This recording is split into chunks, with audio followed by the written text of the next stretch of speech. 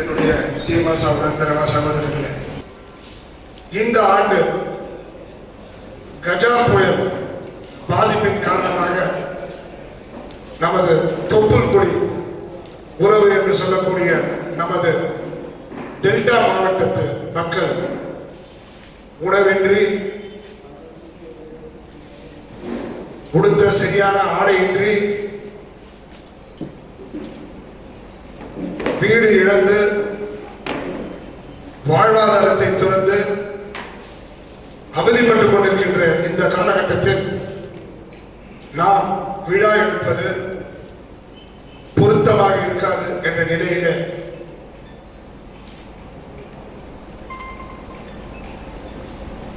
எவ்வாறு மனிதனுக்கு 2 கண்களோ இறைவனுக்கு 3வது கண் நெற்றிக்கண் என்று சொல்லக்கூடிய 3 கண்களை கொண்ட நமது இயக்கத்திற்கு 2 கண்களை போன்றது மனிதநேய மனித உரிமை, திராவிட மனித சங்கிலியும் மனித உரிமை காவல் புத்தகமும். அந்த விழாவை கூட நம்மால் சரிவர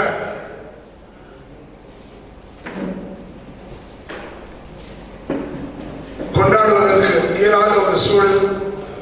அதை மனதிலே கொண்டு நாம் அனைவரும் அந்த விழாவை ரத்து செய்துவிட்டு தமிழகம் தழுவிய அனைத்து நிர்வாகிகளிடமும் நான் ஒரு வேண்டுகோளை வைத்தேன்.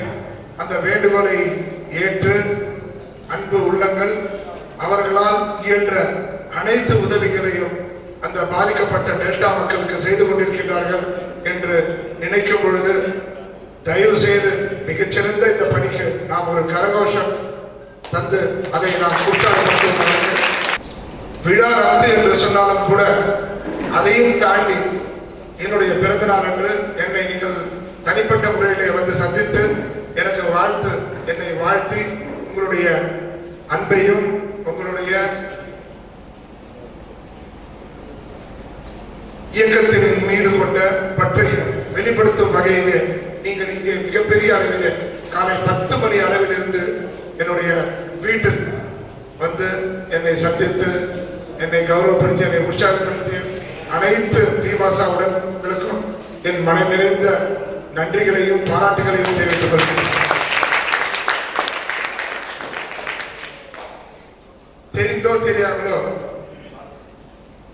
நாம் நம்மிடம் இருக்கும் குறைகளை களைய வேண்டும். தன்னுடைய பலம் பலவீனம் அறிந்தாலே ஒழிய நம்மால் எதிரிகளையோ அடுத்த நிலைக்கு செல்வதற்கோ வாய்ப்பற்றவர்களாக நாம் இருந்து விடுவோம். நிச்சயமாக ஒவ்வொரு மனிதனுக்கும் தன்னுடைய பலம் பலவீனம் அறிய வேண்டும். உதாரணத்திற்கு ஒரு சாதாரண மொழியில் பேச வேண்டும் என்று சொன்னால், என்னிடம் சிறிய ஆயுதத்தை வைத்துக் கொண்டு பெரிய ஆயுதம் வைத்துக் கொண்டிருப்பவரிடம் போரிட்டால் சண்டையிட்டால் நிச்சயமாக நாம் தோல்வி வருவது நிச்சயம்.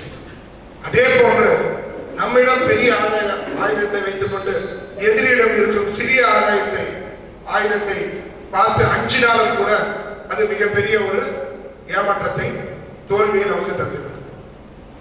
யானை பாகன் 10 வயது கொண்ட யானை பாகன் உலகத்திலேயே மிகப்பெரிய வலிமை படைத்த ஒரு விலங்கை ஆட்டி படைப்பான். அதே அந்த யானைக்கு மதம் என்பது என்ன? தன்னுடைய முழு சக்தியை பயன்படுத்தக்கூடிய ஒரு நிலை.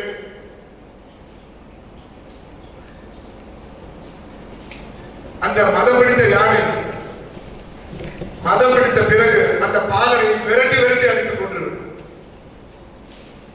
பல ஆண்டுகளாக ஒரு சிறிய ஒற்றை குச்சியை வைத்துக் கொண்டு மிரட்டிக் கொண்டிருந்த ஒரு நிலை மாறி அவன் மரணத்துக்கே அந்த மதம் பிடித்த யானை காரணமாகியிருக்கும். அதே போல நம்முடைய பலத்தை நாம் அறிய வேண்டும். தீமாசா என்றால் என்ன?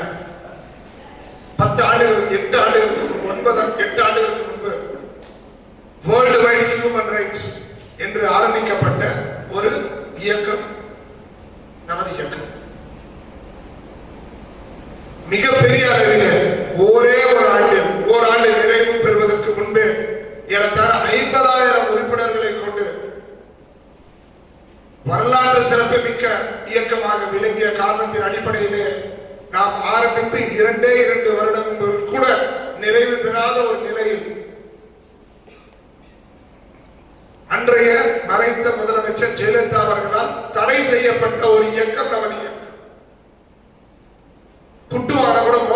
கூட்டுவாங்கன்னு சொல்லுவாங்க. எதற்கும் அஞ்சாத, அசராத, எதற்குமே இடம் கொடுக்காத ஒரு ஜெயலலிதா அவர்கள் நமது இயக்கத்தை தடை ஏறத்தாழ 50 ஆண்டுகள், ஏறத்தாழ 50 ஆண்டுகள் மனித உரிமை உலக அளவில் ஜெனீவாவில் ஆரம்பிக்கப்பட்டு 25 ஆண்டுகளுக்கு மேலாக, ஏறத்தாழ 30 ஆண்டுகளாக, 96, 93, 1993, ஏறத்தாழ 30 ஆண்டுகளை நெருங்கிய ஒரு நிலையில் இந்தியா முழுவதும் மனித உரிமை இருக்கின்ற நிலையில் தமிழகத்தில் மட்டும் மனித உரிமைக்கு தடை. ஒரு விலங்குகளுக்கு ஏதாவது நேர்ந்தால் அதை தட்டி கேட்க கூட பல சில இயக்கங்கள் இருக்கின்ற நிலை நீங்கள் அறிந்ததே.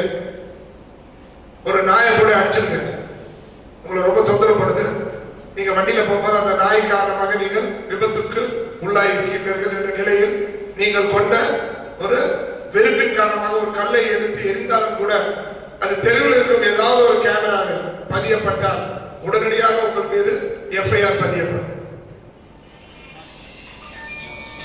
உங்க மேல யாரும் நாய் போய் கம்ப்ளைண்ட் தர வேண்டிய அவசியம் இல்லை. அந்த அளவிற்கு விலங்குகளை கூட தட்டி கேட்க ஒரு இயக்கம் அமைப்பு. ஆனால் ஒரு மனிதராக பிறந்த நாம் நமது உரிமையை தட்டி கேட்டால் தவறு, தடை. இதை முதலில் நாம் நீக்குவதற்கு முயற்சி செய்ய வேண்டும். அந்த காலம் வெகு தூரத்தில் இல்லை, நிச்சயம் அந்த காலம் வரும். தமிழகத்தில் அந்த மனித உரிமை தடை சட்டத்தை நாம் கையெழுத்திட்டு நீக்கும் காலம் வெகு தூரத்தில் இல்லை என்பதை மட்டும் நீங்கள் நம்மளுடைய பலவீனம் பலமும் தெரியணும். அதே சமயத்துல நம்ம பலத்தை பெரிய பலமா நினைச்சு என்றா அது மிகப்பெரிய பலவீனம். நாம் ஒரு எறும்பை போன்றவர், எறும்பை விட ஒரு சிறிய உயிரினம் இல்லை என்பதுதான் உண்மை. அந்த நிலையில் அந்த எறும்பை விட சிறியவர்கள் தான், அதை நாம் ஒற்றுக்கொள்ள வேண்டும். இருப்பினும் அந்த எறும்பு யானை காலுக்குள்ளே சென்று விட்டால் யானையினுடைய கதி என்ன ஆகும் என்பதை மட்டும் மனதில்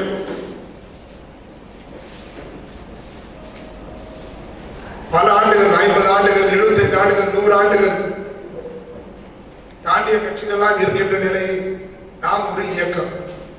நமது இயக்கத்தினுடைய சிறப்பு, இந்த இயக்கத்தினுடைய சிறப்பு ஏற்கால 8 ஆண்டுகள் பூஜை கொண்ட காலத்திலிருந்து இன்று அளவு இருக்கின்ற உறுப்பினர்கள் தான் இங்கே இருக்கின்ற நிலையில் அவர்களுக்கு கூட தெரியும்.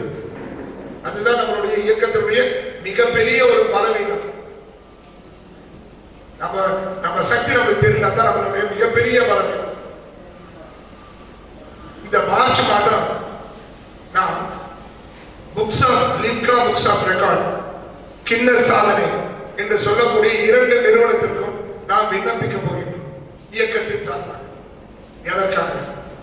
ஒரு உலக சாதனை. கடந்த வாரம் பார்த்தீங்கன்னா ஒரு 10 மணி நேரத்துல 12,030-40 ஒரு பீஸா பண்ணி ரெக்கார்ட் பண்ணிருக்கோம். இந்த எத்ராஜ் காலேஜில் 48 மணி நேரம் நடனமாடி ரெக்கார்ட். பிஜேபி வசந்த் சந்தோஷம் அவர்கள் 72 மணி நேரம் நாட்டுப்புற நாட்டியமாடி உலக சாதனை. நம்ம கூட ஒரு 5 வருஷத்துக்கு முன்னாடி, அந்த ஒரு 3 வருஷத்துக்கு முன்னாடி சவிதா காலேஜில் போய் ஹார்ட் டெஸ்ட் சொல்லிட்டு ஒரு டெஸ்ட், ஒரு கின்னஸ் சாதனையில நாங்கெல்லாம் பங்கேற்ற ஒரு வாய்ப்பு, அந்த சர்டிபிகேட்லாம் எங்களுக்கு கொடுத்துருக்காங்க, நாங்கள் வச்சிருக்கோம். உலகில் இதுவரை செய்யாத ஒன்றை செய்தால் அது உலக சாதனை. நாம் அந்த சாதனைக்கு நாம் நம்மை உட்படுத்த போகின்றோம், விண்ணப்பிக்க போகின்றோம். எவ்வளவு பெரிய விஷயம் அது உங்களை எத்தனை பேருக்கு தெரியும்?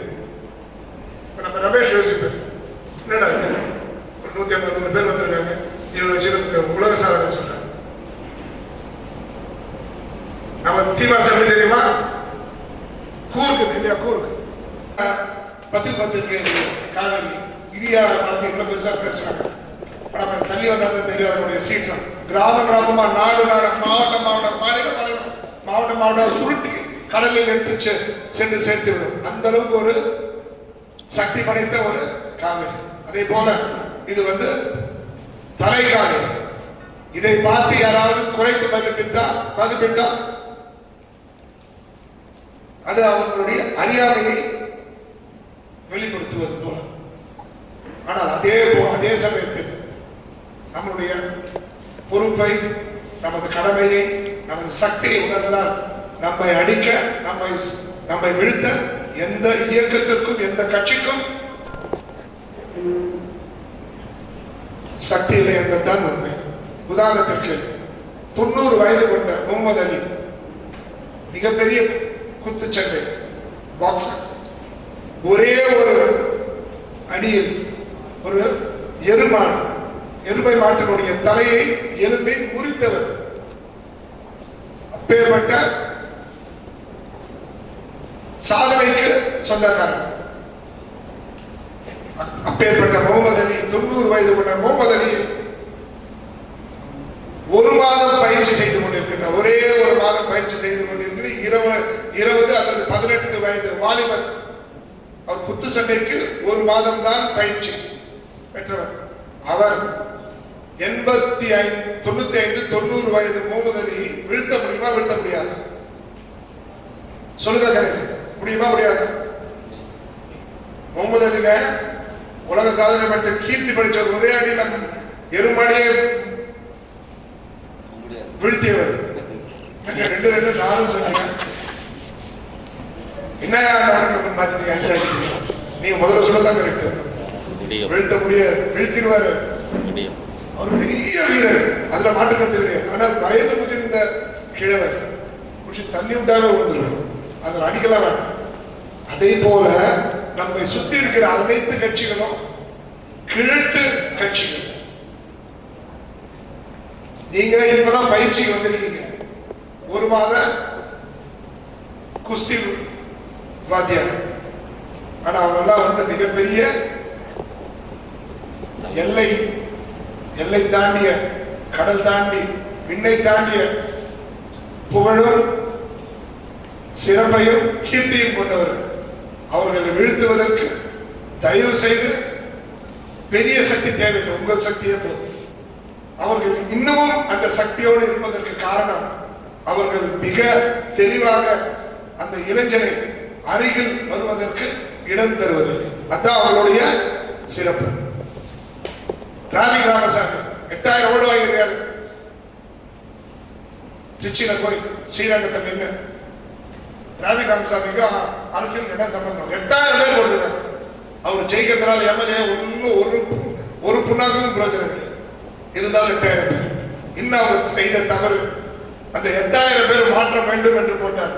அந்த 8000 பேரும் இறங்கி களப்பணியாற்றி இருந்தார். அது 80,000 வாக்காக மாறி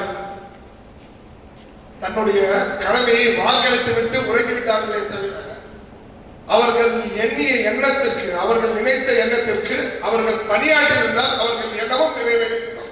அவர்களுடைய வாக்குக்கும் ஒரு விடை கிடைத்தது.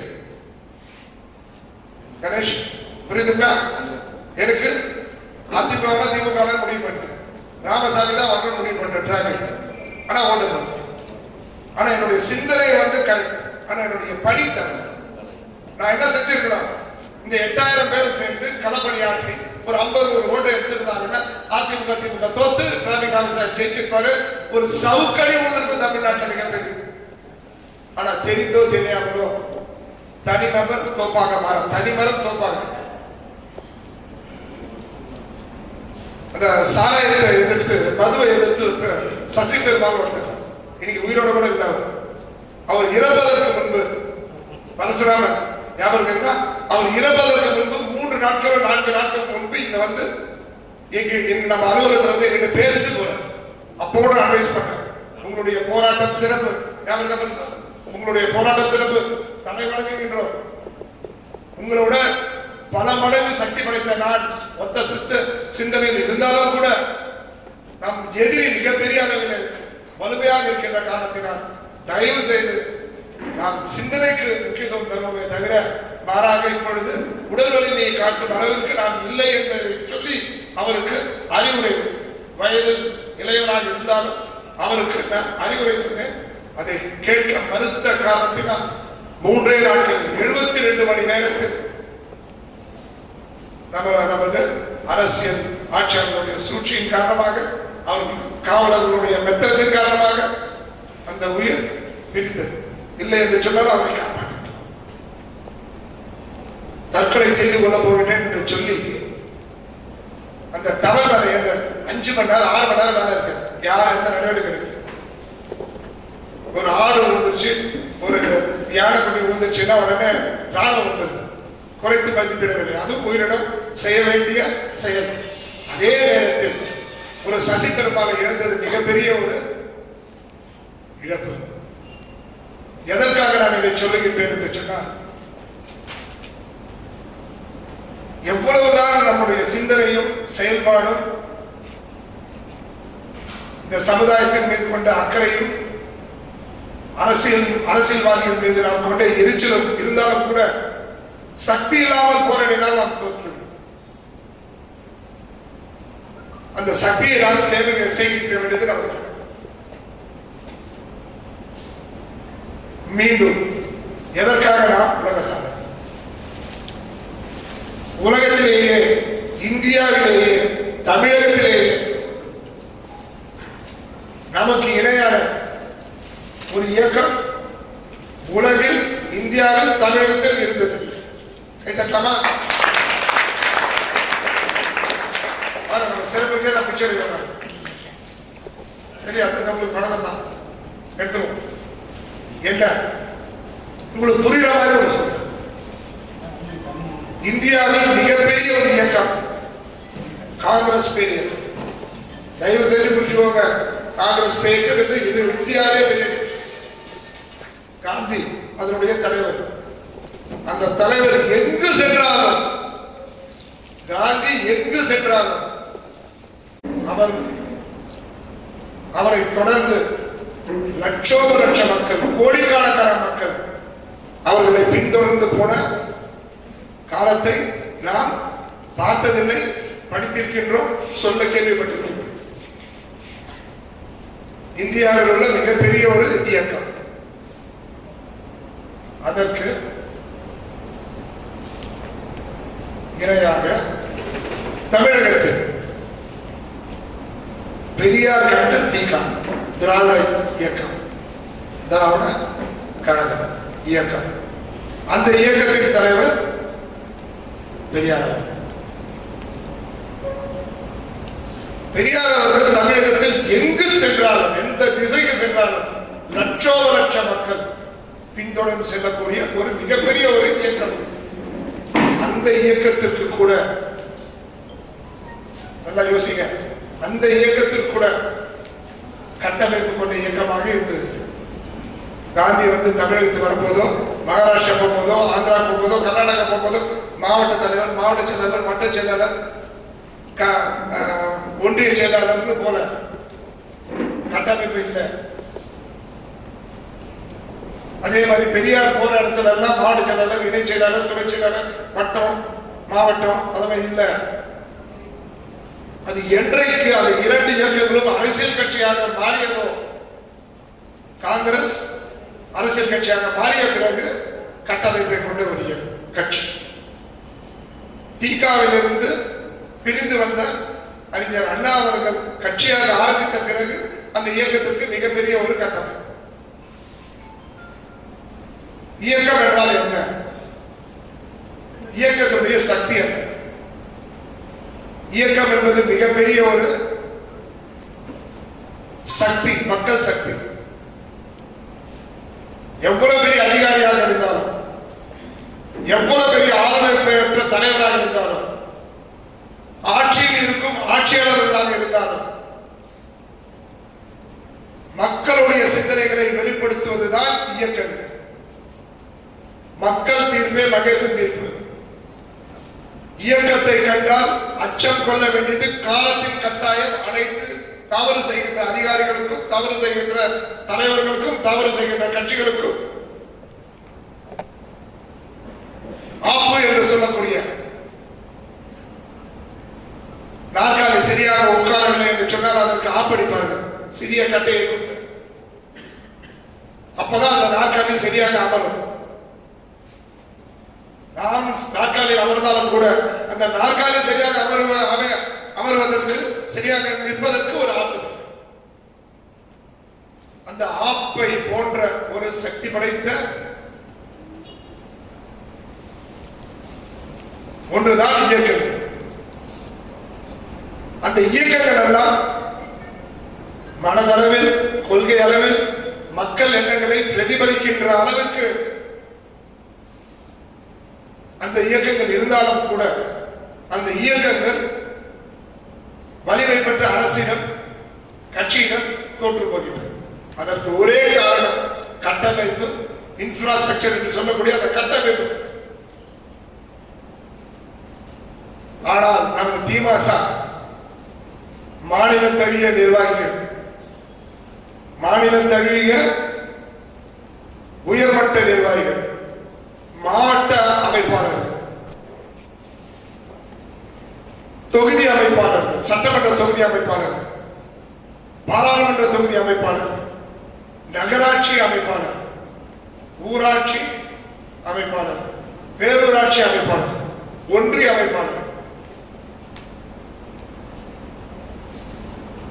12 மாநகராட்சி அமைப்பாளர், மண்டல அமைப்பாளர், பல நூற்றுக்கணக்கான வார்டு அமைப்பாளர், இதை போன்ற மிகப்பெரிய ஒரு கட்டமைப்பை கொண்ட இயக்கம் நமது திமுக என்று சொன்னால்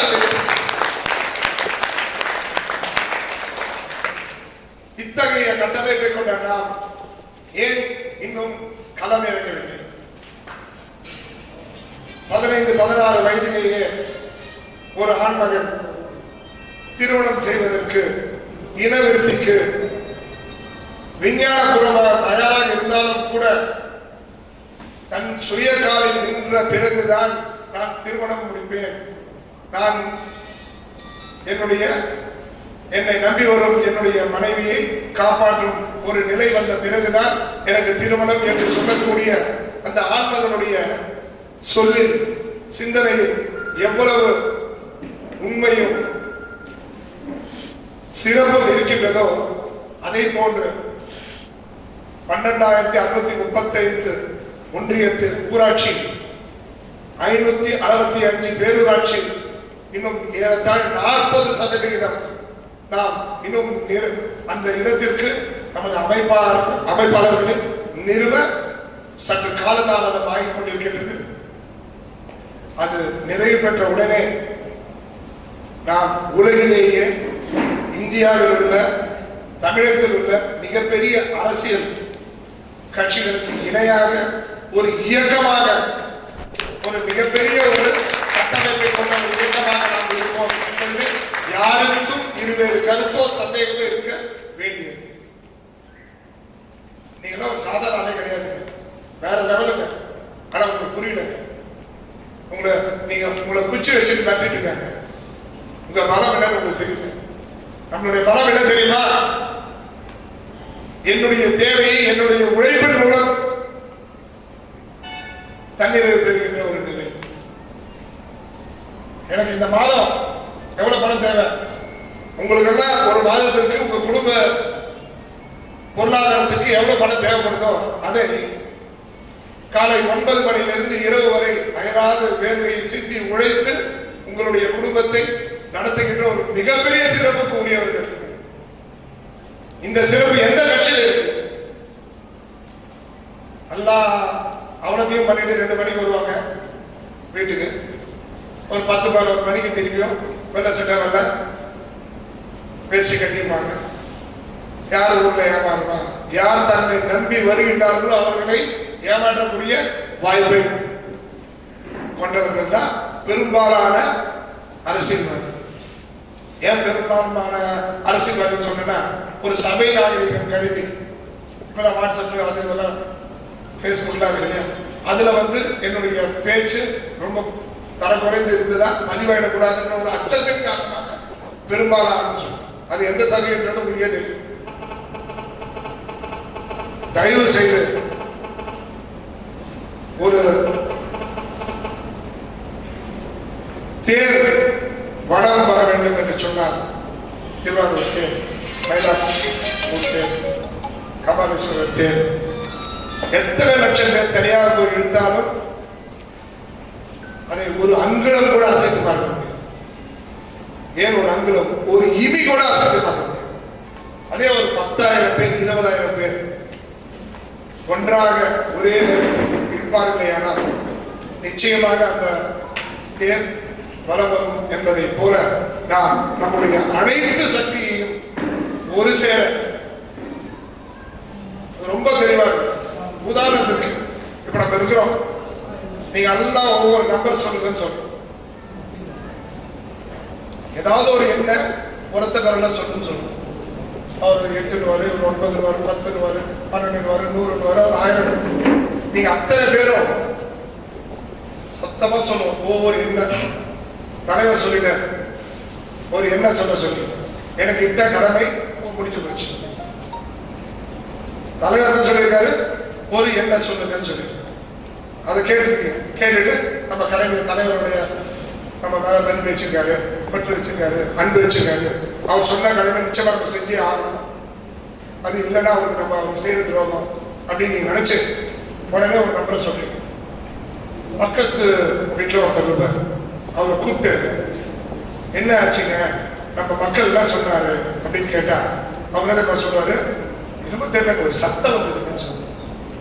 நீங்க எனக்கு துரோகம் செய்யாம எனக்கு என் மீது கொண்ட அன்பின் காரணமாக நான் இட்ட கட்டளையை செஞ்சுட்டீங்க, அதுல மாற்றுக்கிறதே கிடையாது.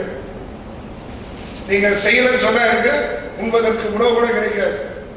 ஆனால் பக்கத்துல கேட்கிறவங்களுக்கு மக்களாகிய பக்கத்துல இருக்கிற செக்யூரிட்டி கிட்ட கேட்கும் போது என்னமோ அந்த மண்டபத்தில் ஆள் வந்து ஒரு சத்தம் வந்ததுன்னு சொல்லுவாங்க. அதுதான் நம்மளுடைய பணி. நாம் செய்த பணி தவறு இல்லை, ஆனா விட இல்லை, ஏதோ ஒரு சத்தம். அதே நாம் அனைவரும் தலைவர் ஒரு வார்த்தை சொன்னார், எல்லாம் 8ன்னு சொல்லுவோம். நம்மளுக்கு லக்கி நம்பர் 8, ஆனா 8ன்னு சொல்லுவோம் அப்படின்னு சொல்லிட்டு நம்ம அனைவரும் 8ன்னு உரத்த குரல்ல சொல்றோம். அப்ப அந்த செக்யூரிட்டி கூப்பிட்டு கேட்டா என்ன சொல்றாரு, சத்தம் சொல்லுவாரா 8ன்னு சொல்லுவாருன்னு சொல்லுவாரு. என்ன சொல்லுவாரு, 8ன்னு சத்தம் சொல்லுவாரு. உரத்த குரல்ல ஒட்டுமொத்த பேரும் ஒரே சிந்தனையோடு செயல்பட்டால் நாம் இடுகின்ற ஓசை, நம்மிடம் எழுகின்ற ஓசை நிச்சயமாக மக்கள் மனதில் பதிந்து அது பிரதிபலிக்கும். உண்மையா பொய்யா அதை நம்ம செய்ய தவறிவிட்டோம் சொல்ல மாட்டேன். கால மரணம் காலம் வந்திருக்கு, 8 ஆண்டு முடிஞ்சு போச்சு. 8 ஆண்டுல நம்ம அமைப்பு வளர்ந்த வளர்ச்சி மிகப்பெரிய ஒரு வளர்ச்சி. கொஞ்ச நெஞ்ச வளர்ச்சி இல்ல, வேற அளவுக்கு வளர்ந்துருக்கோம். அது உங்களுக்கு தெரியுதோ இல்லையோ, நம்மை நசுக்க பார்க்கும், நம்மை வஞ்சிக்க பார்க்கும் அரசியல் கட்சிகளுக்கு மேல மொட்டமாடி இருந்து பார்க்கலாம். நம்மளுடைய முழு சக்தி தெரியும். குக்கிராமத்துல நம்ம போஸ்டர் இருக்கு, குக்கிராமத்துல நம்மளுடைய பேனர் இருக்கு. என்ன பண்ணிட்டு இருக்கோம்னா அவங்க தலைவர் சொன்னார் சொல்லி இஷ்டத்துக்கு ஒவ்வொரு என்ன ஒவ்வொருத்தர் அவங்க நினைச்ச நேரத்தில் பண்ணிட்டு நம்மளுடைய எண்ணத்தை சிந்தனையை ஒருங்கிணைத்து ஒரு சேர நாம் பணியாற்றினால் நிச்சயமாக நாம் மிகப்பெரிய அளவில் தமிழகம் எதிர்கால அரசியல் வரலாற்றில் திராவிட மனித சங்கிலியை தவிர்த்து எவராலும் அரசியல் படை எழுத முடியும். திராவிட மனித சங்கிலியை தவிர்த்து தமிழகத்தில் அரசியல் வரலாறு எவராலும் எழுத முடியும். அப்பேற்பட்ட சிறப்புக்கு சொந்தக்காரர்.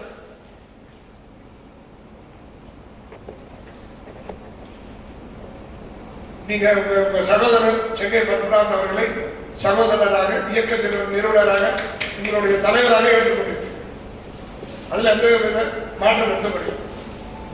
இந்த தலைவருக்கு உங்க சகோதரருக்கு தகுதி இருக்கின்றதா? இருக்கா?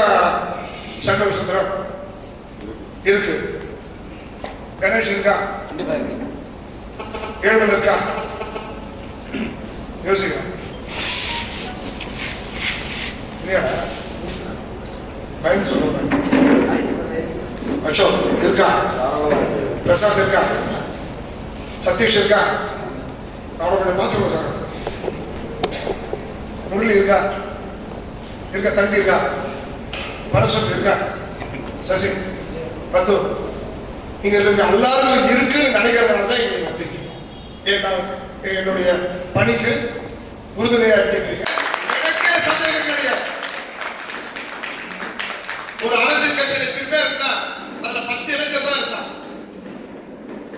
அது திமுக இருந்தாலும் காங்கிரஸ் இருந்தாலும் எந்த கட்சியா இருந்தாலும் அவர்களுடைய கூட்டத்தை பார்த்தீங்கன்னா பெரிய அளவுல முதியோர்கள் இருப்பாங்க. நாளைக்கு தமிழக அளவுல மிகப்பெரிய இளைஞர் கூட்டத்தினுடைய சொந்தக்காரன் யார் என்று சொன்னால் இந்த திமுக இயக்கத்தினுடைய நிறுவன தலைவர். ஆனா உங்களுக்கு எல்லாம் தெரியுது எனக்கு சக்தி இருக்கு, எனக்கு நான் தகுதி படைத்த தலைவர். நீங்க சொல்ற அத்தனை தகுதியும் எனக்கு தகுதி இல்லை. அது இல்லை. எவன் ஒருவன் வாழ்வில் தன்னுடைய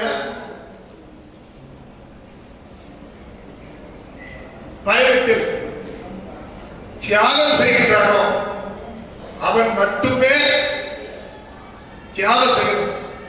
சண்முக சுந்தரம் நாளைக்கு ஒரு பெரிய உங்க பகுதியில தலைவரானா நீங்க தியாகம் செய்யணும். கணேஷ் காட்டுப்பாக்கத்தில் ஒரு பெரிய அளவுல மக்கள் மனதை கவர்ந்து ஒரு பெரிய நபரா விளங்கணும் அப்படின்னு நினைச்சா நீங்க தியாகம் செய்யணும். அவங்கிட்ட 1000 ரூபாய் எடுத்துட்டு அவனுக்கு 500 ரூபாய் கொடுக்குற தியாகம் உங்க கையில இருந்து கொடுக்கறதா தியாகம். ஆனா உங்ககிட்ட ஒரு 1000 ரூபாய் இருக்கு. சரவணன் வாங்க சரவணன், உங்ககிட்ட ஒரு 1000 ரூபாய் இருக்கு. வீட்டுல பட்டி போட்டு அந்த 1000 ரூபாய் எடுத்து போய் கொடுக்கறது தியாகம் இல்ல, முட்டாள்தானம். தியாகம் என்பது உங்களையும் பாதிக்கக்கூடாது, மற்றவர்களுக்கும் உதவியா இருக்கு. அதுதான் தியாகம். 500 ரூபாய் ஒரு நாள் ஃபுல்லு வேலை செஞ்சு ஒரு 500,000 ரூபாய் சம்பாதிச்சுட்டேன். இன்னொருத்தருக்கு சாப்பாடு இல்லாதவங்களுக்கு சாப்பாடு வாங்கி கொடுத்துட்டு வீட்டுக்கு போய் வீட்டுல இருக்க வட்டி போடுறது தியாகம் அல்ல. அது 500 ரூபாய் ஒரு 50 ரூபாய் எடுத்து ஒரு 25 ரூபாய் எடுத்து ஒரு 10 பேர் ஒரு 3-4 பேருக்கு ஒரு டீ வாங்கி பசியில இருக்கவங்களுக்கு ஒரு டீ வாங்கி கொடுத்துட்டு மீதி காசு எடுத்து வீட்டுல சேகரிப்பாங்க. அது சத்தியமா அதுதான் தியாகம். இந்த செங்கை பத்மநாபன் என்ன தியாகம் செய்திருக்கிறார்? எதற்கு? உங்களுக்கு தலைவராக இருப்பதற்கு தகுதி பெற்றவர் அப்படின்னு நான் நினைக்கிற ஒரே விஷயம். என் சொத்தை உங்களுக்கு எழுதி வைக்கல. உங்களுக்கு உங்க மேல ஒரு கத்தி பாய்க்க உடனே சூப்பர் ஸ்டார்னா ஒரு நடிகர் மாதிரி அதை நெஞ்சிலையோ முதுகுலையோ வாங்கணும் அல்ல. எனக்கு தகுதி இருக்கு நினைக்கிற ஒரே விஷயம், எனக்கு கிடைக்க பெறுகின்ற கிடைக்க போகின்ற அனைத்து வாய்ப்புகளையும் புறம் தள்ளி உங்களோடு நான் பணியாற்றுவதை தான் நான் தியாகமாக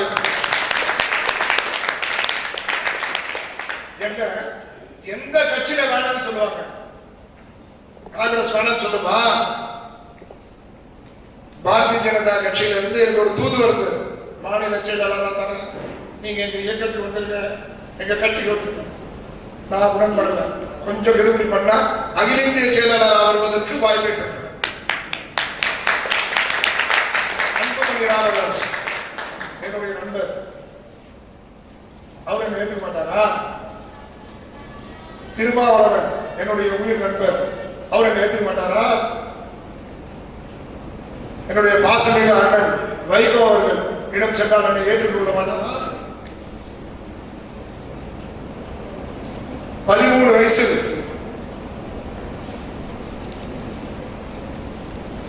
அண்ணா திராவிட முன்னேற்ற கழகத்துக்கு அதிமுகவுக்கு பணியாற்றிய அந்த அடிப்படை அணுவை கொண்ட நான் அதிமுகவுக்கு சென்றால் என்னை ஏற்றுக்கொள்ள மாட்டார்களா?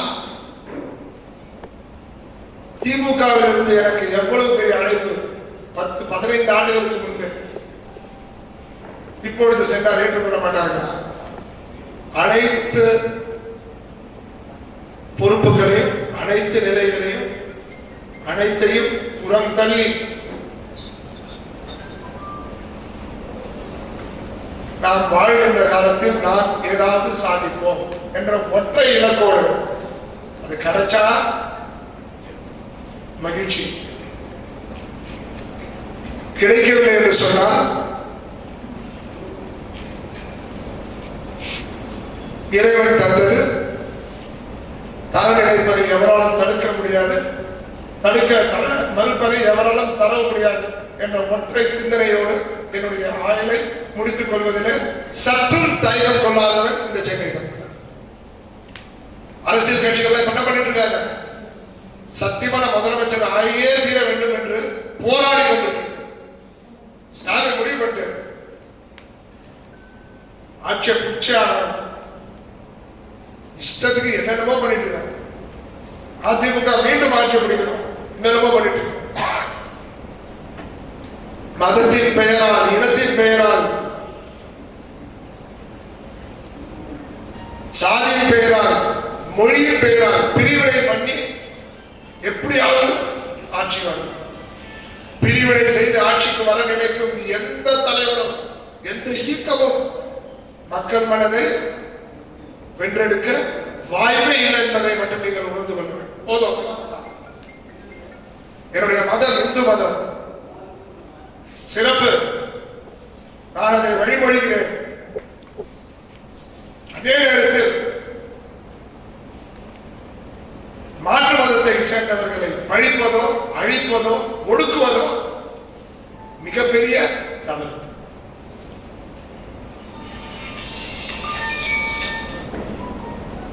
இனம், ஜாதி, மொழி பிரித்தாலும் கூட ஒரு காங்கிரஸ் பேருக்கு ஒரு மிகப்பெரிய ஒரு சிறப்பு உண்டு.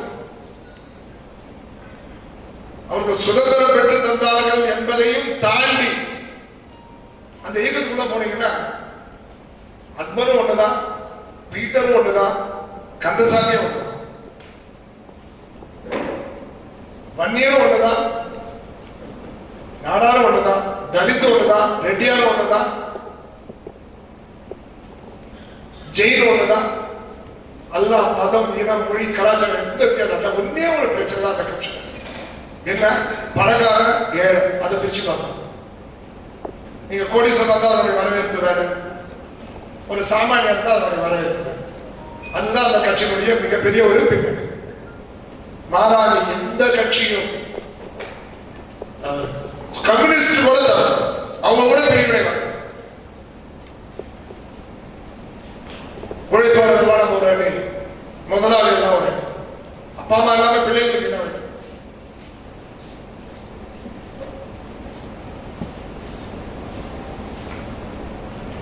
கம்யூனிஸ்ட் கூட ஒரு விதமான பிரிவினை. தொழிலாளர்கள் ஒன்று சேர்ந்து முதலாளியை நசுக்க நினைப்பது, இந்த தொழில் முனைவர்கள் எல்லாம் சேர்ந்து தொழிலாளிகள் நசுக்க நினைப்பது, அதுவும் தவறு. பிரிவினை எந்த நிலையிலும் வரக்கூடாது. மக்களுக்கு தேவை வெளிப்படையான, தூய்மையான, நேர்மையான நல்லாட்சி. வெளிப்படையான, தூய்மையான, நேர்மையான நல்லாட்சி. அதை யார் தந்தாலும் அதை தான் ஏற்றுக்கொள்ளும்.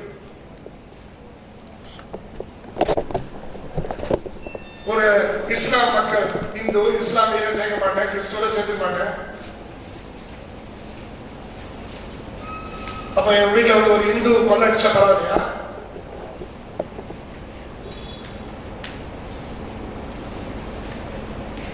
என்னை, என் வீட்டை கொள்ளடிக்காத நபர் தான் எனக்கு தேவையை கட்டி. இந்து முஸ்லீம் பிரிவினைவாதம் கூடாது. பிரிவினைவாதம், நான் என்னுடைய மதத்தின் மீது நான் கொண்ட பாசம் அது தாயை போன்றது, தாய் உறவை போன்றது. என் இனத்தின் மீது நான் கொண்ட பாசம் தாயுடன் கொண்டது. என்னுடைய ஜாதியின் மீது கொண்ட பாசம் என் தாயை போன்றது. என் மொழியின் மீது கொண்ட பாசம் தாயை போன்றது. ஒரு மொழியை பழித்தவன், ஒரு இனத்தை பழித்தவன், ஒரு மதத்தை பழித்தவன், ஒரு ஜாதியை பழித்தவன் விலங்கை விட மோசமான. அதுல யாருக்கும் இருவேறு கருத்து கிடையாது. ஆனால்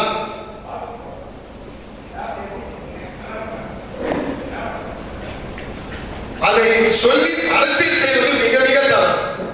சண்முகம் சார் சொல்றீங்களா தமிழ்? ஆகவே தயவு செய்து நம்முடைய சக்தியை உணர்ந்து இன்றைக்கு நாம் ஒரு தீர்மானம் நிறைவேற்ற போகிறோம். ஒரு சபதம் ஏற்க போகிறேன்.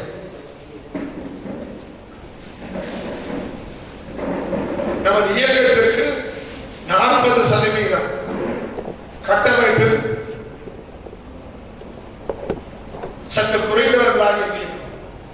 என்றைக்கு நாம் 100% கட்டமைப்பை கொண்ட இயக்கமாக மாறியிருக்கிறோமோ அன்று நீங்கள் அரசியலுக்கு செல்ல வேண்டாம், உங்களை மக்கள் அரசியலுக்கு அழைத்து சென்று விடுவார். எப்படி இப்போ சூப்பர் ஸ்டார் வாங்க 96 கூப்பிட்டாங்க, அவர் வரல, அவருக்கு அந்த 96 ரெடி ஆயிடுச்சு, ஆனா அவர் போகல. நமது இயக்கம் ஒரு அரசியல் கட்சியாக மாறுவதற்கு வாய்ப்பு எவ்வாறு உருவாகும் என்று சொன்னால் அது மக்களிடம் தான் அந்த சாவி இருக்கின்றது. நீங்க எம்எல்ஏ ஆகுது, எம்பி ஆகுது, கவுன்சிலர் ஆகுது போயிட்டே கிடையாது. மக்கள் உங்களை கூப்பிட்டா நீங்க எம்எல்ஏ, மக்கள் உங்களை கூப்பிட்டா எம்பி, கவுன்சிலர் தான்.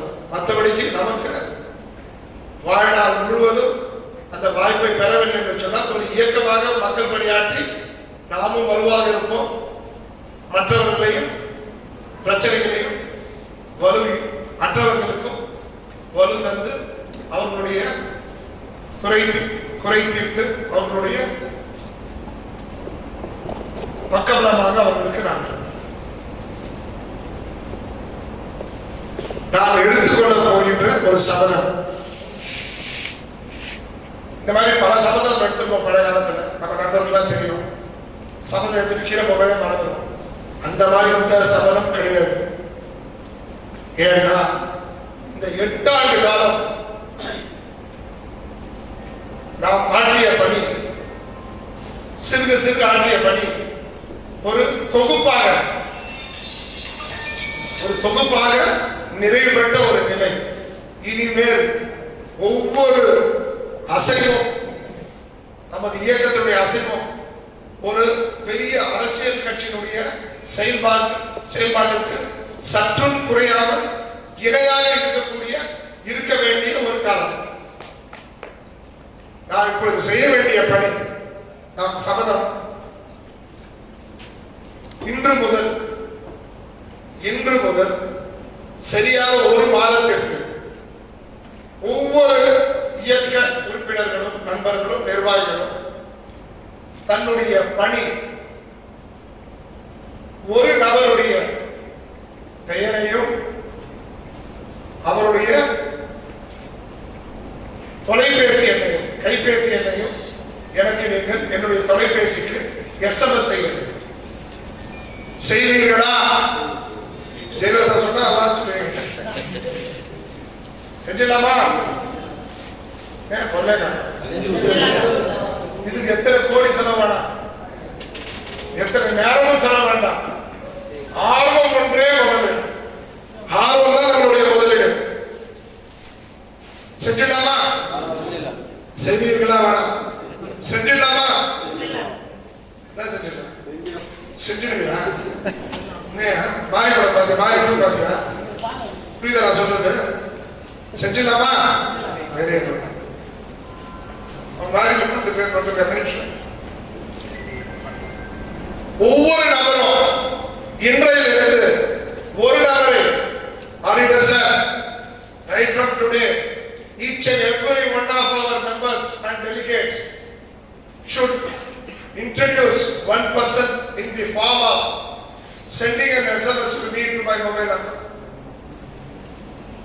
என்னுடைய தொலைபேசி அழைப்புக்கு, என்னுடைய தொலைபேசிக்கு உங்களுடைய நண்பர்களை, சிறந்த சிறப்புமிக்க நண்பர்களை ஒருவர் ஒரு நாளைக்கு என்ற விதத்தில் அவர்களுடைய பெயரையும் அவர்களுடைய தொலைபேசி எண்ணையும் எனக்கு SMS செய்யுமாறு தாழ்வுடன் கேட்டுக்கொள்கின்றேன். இந்த சபதத்தை, இந்த பணியை நாம் ஏற்றுக்கொள்வோமா? சொல்லுங்க சார். ஏற்றுக்கொள்வோம். இதனுடைய வீச்சு எப்படி இருக்கும்? தமிழனை தவமிருந்து தன் கருவறையில் சுமந்திருந்து பூமி தாய் புகழ் பரப்ப புண்ணியமாகின்ற மகன் அகிம்சை இளைய காந்தியரால் எங்களை அரவணைப்பில் தெரேசாவார் வழிநடத்தும் வல்லலாக வாகச்சூடும் அண்ணனாக இரவு பகல் விழித்திருந்து இன்னல் பல உடைத்திருந்து உறவு சொல்லி கரம் கோர்த்து ஒருமை குரலில் எழுப்பியதால் செங்கை திரு பத்மநாபன் தலைவர் திரு செங்கை பத்மநாபர் செய்த பல காரியத்தினால் மனித உரிமை கழகத்தின் மாமனிதர் ஆனாரே. முக்கனியும் சுவையுடனே முரளியும் நான் வாழ்த்துகிறேன். எக்கணமும் எழுந்து நின்று இறைவனை வேண்டுகிறேன். முத்தமிழ் உங்கள் நாவில் முன்னேறி அமரட்டும். மூவுலக கார்மேகம் மும்மாறி பொழியட்டும். பரவசத்தில் பாரத தாய் 10 மிட்டை விரிக்கட்டும். தலைவர் பணி பார்க்க பாரதியை வாழ்த்தட்டும். அவரையும் பிரித்தாத முயற்சிக்கின்றது. ஏற்கலாமா? சொல்லுங்க சார். இந்த ரத்த பந்தம் கொண்ட ரத்த உறவை ஒரு இந்தியனை என்ன சொல்றது? ஒரு இந்துத்துவ கட்சி, இந்துத்துவ அமைப்பு, அவர் ஒரு கிறிஸ்துவர், என்னையும் அவரையும் பிரித்தாடுவதற்கு முயற்சி செய்கிறார். அது இந்த திமுக இருக்கும் வரை இனிமேல் இந்த தமிழகத்திலும் காலம் அனுபவித்தால் இந்த நாட்டிலும் நடப்பதற்கு வாய்ப்பே தராது இந்த திராவிட மனித சங்கிலி இயக்கம். கொஞ்சம் தயவு செய்து புரிஞ்சுக்கோங்க. இதுல எதனா நேர்மை இருக்கா? அவருடைய மதம், அவருடைய உணர்வு, அவருடைய இயல்பு, என்னுடைய மதம், என்னுடைய இனம், என்னுடைய வழிபாடு எனக்கு இயல்பு. அந்த அளவில் அதை விட்டு ஒரு மனிதனாக மனித நேயம், மனித உரிமை, இந்த இரண்டுக்கும் 2 கண்களாக மனித உரிமை போற்றுவோம், மனித நேயம் வளர்ப்போம். உங்கள் உரிமையில் நான் தலையிடக்கூடாது, என்னுடைய உரிமையில் நீங்கள் தலையிடக்கூடாது. அதுதான் இந்த நாட்டுக்கு, இந்த உலகத்துக்கு இப்போ அவசியம். இரண்டாவது மனித நேயம். ஒருவர் தவறு செய்து விட்டார், அவர் இந்த புவி உலகில் வாழ்வதற்கு தகுதியற்றவர் என்று தண்டனை அளிக்கப்பட்டது. அரபு நாட்டில் கல்லை எரிந்து அவரை கொல்வதை விட, அவரை தூக்கிலிட்டு அவரை சாகடிப்பதை விட ஒரு சிறிய ஊசியை கொண்டு ஊசி போட்டு அவருடைய தண்டனை நிறைவேற்றக்கூடிய அளவிற்கு மனித நேயம் வளர்க்கப்பட வேண்டும், பேணி காக்கப்பட வேண்டும். அவர் இந்த உலகில் இருக்கக்கூடாது என்பதுதான் உங்களுடைய தீர்ப்பு. அவர்களை கொடூரமாக